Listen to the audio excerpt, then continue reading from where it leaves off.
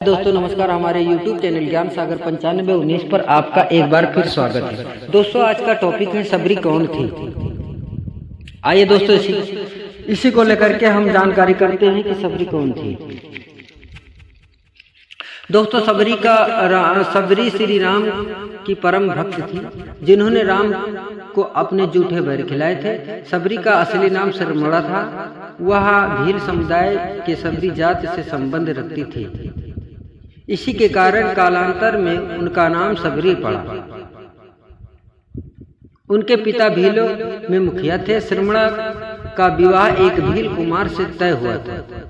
विवाह से पहले कई पशु बलि के लिए लाए गए थे, जिन्हें देख श्रमणा बड़ी आहत हुई। यह कैसी परंपरा, न जाने कितने बेजुबान निर्दोष जानवर की हत्या की जाएगी।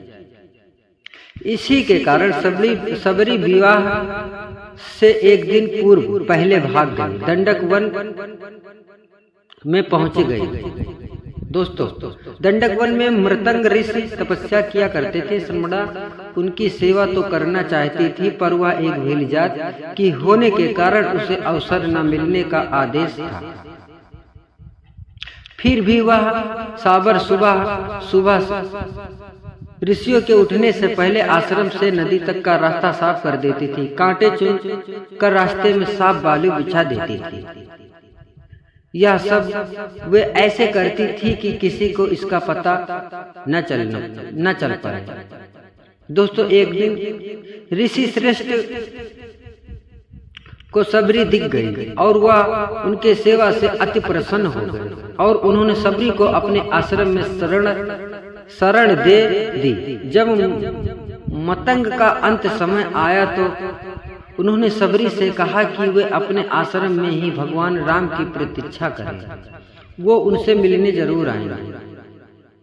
मतंग ऋषि की मौत के बाद सबरी का समय भगवान राम की प्रतीक्षा में बीतने लगा। वह अपना आश्रम एकदम साफ रखती थी। रोज राम के लिए मीठे बैर तोड़ लाती थी। बैर में कीड़े ना हो जाए और वह खट्टा ना हो जाए, इसलिए वह एक एक बैर चख कर तोड़ती थी। ऐसे करते करते कई साल बीत गए। एक दिन सबरी को पता चला कि दो सुंदर युवक उन्हें ढूंढ रहे हैं। वे समझ गए कि उनके प्रभु राम आ गए हैं। उस समय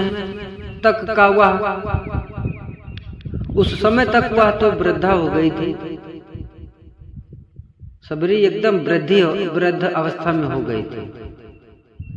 लेकिन राम के आने की खबर सुनते ही उसमें चुस्ती आ गई और वह भागती हुई अपने राम के पास पहुंची और उन्हें घर लेकर आई और उनके पांव धोकर बैठाया। अपने तोड़े हुए मीठे बैर राम को दिए। राम ने बड़े प्रेम से वे बैर खाए और लक्ष्मण को भी खाने को कहा। लक्ष्मण को जूठे बैर खाने में संकोच हो रहा था। राम का मन रखने के लिए उन्होंने बैर उठा तो लिए, लेकिन खाए नहीं। इसका परिणाम यह हुआ कि राम रावण युद्ध में जब शक्ति बाण का प्रयोग किया तो मूर्छित हो गए थे। तब इन्हीं बैर की बनी एक संजीवनी बूटी उनके काम आई थी। यह है सबरी माता का पूर्ण कर्म।